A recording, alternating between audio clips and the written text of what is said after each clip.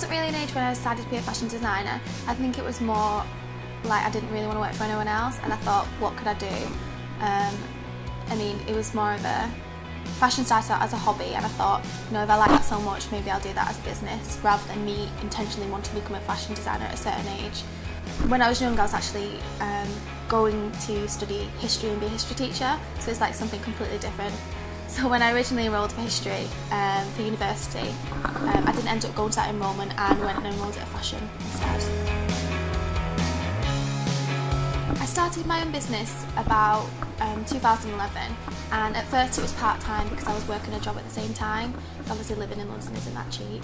I think the obstacles at the beginning were the finance. I didn't have any finance in terms of like buying stock and inventory, and because everything is handmade to order at Dolly, it was more of I would make something, the money from that would then fund to get the next fabric and so on. So I think the obstacles have been like the finance and not really having kind of business sense, because I was only young when I started the business, so I'd probably say that was the main reason. I'm so keen on the vintage aspect of the business because vintage is actually my own personal style, and it was only natural for me to bring it into the brand. And I mean, if I'm going to be designing something for other people, it's important that I like it too. When I was young, before I started the brand, vintage was the style that I dressed in anyway, so yeah, that's why I'm so inspired by vintage. We take a lot of inspiration from street style and what normal girls wear, and also London itself. Our recent collection is actually inspired by the streets of West London, all like pastel houses around Chelsea and Notting Hill. I'd say London itself is a big inspiration in terms of the design because it is a very British brand. Other inspiration will probably come from Pinterest and like lifestyle things like interior and things like that. A lot of the opportunities I've had in Mod Dolly have come from knowing people.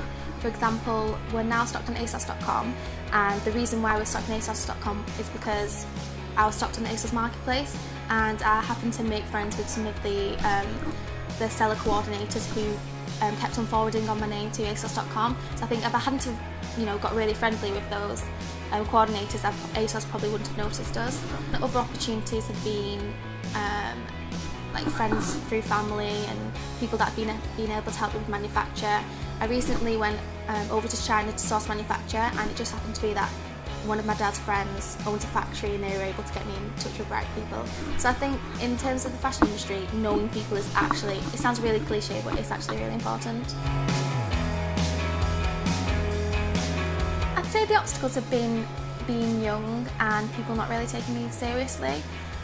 When you're young, people automatically think, oh, you don't really know what you're doing, you haven't got much experience. But actually, there's so many small companies coming up at the moment, and the people behind them are really young because they know what's in trend, they know what's popular. And sometimes I do think that older people than me, not old people, they're a little bit out of trend and they don't really know what's going on. And I think more people are looking for younger entrepreneurs to for more innovation. Advice I'd like to give to young girls liking to set up their own business would for them to sit down and actually see what kind of business they could do, whether it would work, why theirs would be different, if they're going to be supplying any kind of niche market, and also for them to sit down and make a business plan, have a strategy, and just really plan what they're doing before they jump head first like I did.